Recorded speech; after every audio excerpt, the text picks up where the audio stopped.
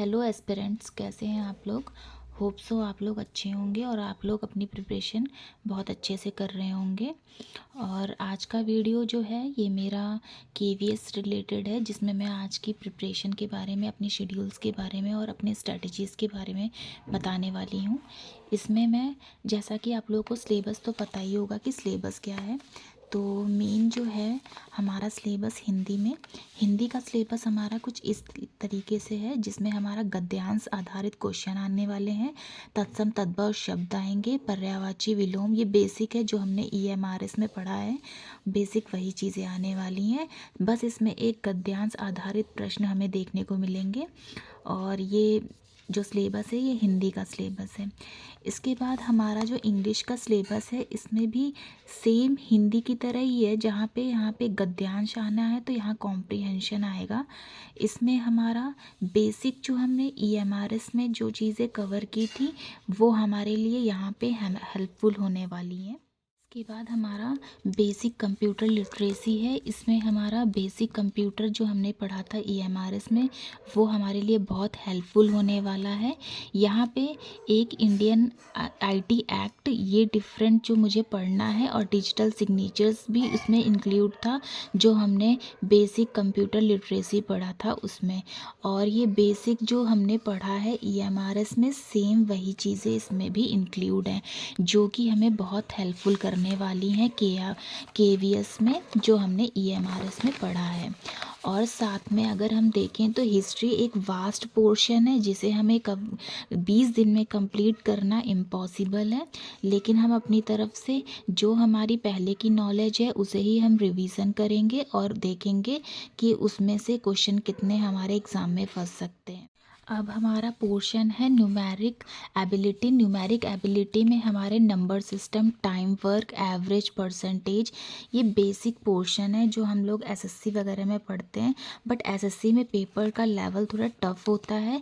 ये हमारा प्री है और केवीएस का पेपर है, तो इसमें हमारे बेसिक जो क्वेश्चंस होंगे वो इजी होंगे, बहुत टफ नहीं होंगे। इसकी प्रीवियस ईयर क्वेश्चन पेपर से भी हम थोड़ा बहुत हेल्प ले सकते हैं कि हमारे क्वेश्चंस जो होंगे उनका लेवल क्या होगा, लेकिन टॉपिक बेसिक हमारे यही आएंगे हमारे केवीएस में। इसके बाद हमारा रीजनिंग पोर्शन है। रीजनिंग पोर्शन मुझे इजी ही लगता है, बट मुझे रीजनिंग पोर्शन में क्लॉक एंड कैलेंडर, ये जो टॉपिक है क्लॉक एंड कैलेंडर और स्टेट एंड आर्ग्यूमेंट, ये टॉपिक मुझे थोड़े से टफ लगते हैं, जिसमें से मेरे क्वेश्चंस जो होते हैं वो गलत भी हो जाते हैं। और इसमें ईएमआरएस में हमारा क्लॉक एंड कैलेंडर नहीं आया था, इसके अलावा बाकी सब हमारा पोर्शन, हाँ डाइस, क्यूबॉइड, ये वाला पोर्शन भी नहीं था। इसको छोड़ के बाकी सब जितने भी टॉपिक्स हैं वो हमारे ईएमआरएस में इंक्लूड थे, तो वो भी हमें हेल्पफुल करेंगे। तो हमें बेसिकली केवीएस में 20 डेज़ हैं, और 20 डेज़ के अकॉर्डिंग हमें अपनी स्ट्रेटजीज़ को इस तरीके से बनानी है ताकि हम वहाँ पे अप्रॉक्सीमेटली 65 to 70 क्वेश्चन करेक्ट करें। विथ नेगेटिव मार्किंग हमारी नहीं होनी चाहिए, तब जा कर के हमारा कहीं प्री क्लियर होगा। और वैसे देखते हैं कि कितनी इसमें कट ऑफ जाएगी, कितनी नहीं, लेकिन पहला तो हमारा बेसिक फंडा यही होना चाहिए कि हमें अपने पेपर जो 20 दिन बाकी हैं उसमें किस तरीके से अपनी स्ट्रैटेजीज़ को हम सेट करें ताकि हम अच्छे से स्कोर कर सकें। तो बेसिक हमारा ये सिलेबस है केवीएस का, और मुझे लगता है कि मुझे अभी इसमें बहुत मेहनत नहीं करनी है। मुझे इंग्लिश, मेरा अगर वीक पोर्शन में देखूं तो मेरी इंग्लिश थोड़ी वीक है, जिसमें मुझे रूल्स वगैरह इतने नहीं आते हैं, और हिंदी मेरी ठीक ठाक है और 10 मार्क्स की आ रही है, तो हो जाएगा हिंदी में। बस कुछ अभी मुझे यहाँ पे पर्यायवाची, विलोम शब्द, इन सब का थोड़ा रिवीजन करना है। और लिटरेसी, हाँ कंप्यूटर लिटरेसी में भी कुछ 1-2 टॉपिक हैं जिनको कंप्लीट करना है। और बेसिक हमें देखा जाए तो इस पूरे केवीएस को अच्छे से अगर हमें प्रिपेयर करना है तो पीवाईक्यू इसमें लगाना हमारे लिए बहुत इम्पॉर्टेंट है। और मैं आज से स्टार्ट करने वाली हूँ अपनी प्रिपरेशन। हालांकि मैंने प्रिपरेशन तो स्टार्ट कर दी है, बट अब मैं स्ट्रेटजीज़ के साथ बहुत अच्छे से प्रिपेयर करने वाली हूँ। PYQ देखने वाली हूँ।